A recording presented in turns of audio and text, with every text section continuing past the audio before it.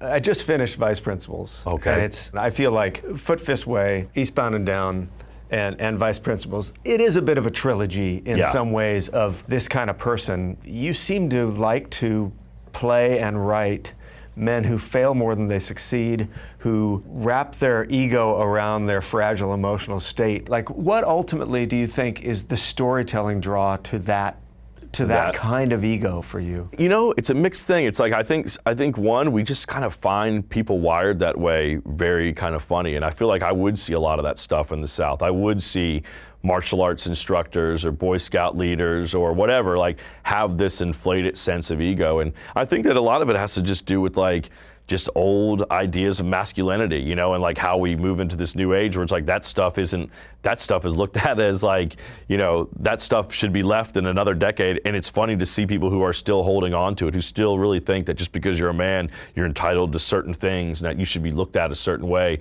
even if you don't exhibit any of the qualities that, you know, go with being perceived that way. But I also think at the same time, there's a part of us that identifies with these people. Like, we were these, you know, like I said, these kids in the South growing up, holding on to these dreams of making films. And, you know, I can't tell you how many times I told people when I was young that I wanted to make movies, and you would just get, you know, well, you know, like a roll of the eye or a laugh. And you do kind of walk around. I think you do play the idea of like, God, wouldn't it have sucked if none of this would have worked, and we really would have just like been walking around with these high ambitions of making movies, and then we just end up like, you know, shoveling shit or whatever it is that we would have settled on. So it's like, anytime anyone's uncomfortable, I think it just heightens comedy. It's like anytime a character is uncomfortable, it makes everything funny. And so if why the character is uncomfortable is because their very existence of how they see themselves as being challenged, I think that for what we try to do, that I think allows you a canvas to just really kind of go nuts, because then everything that they're doing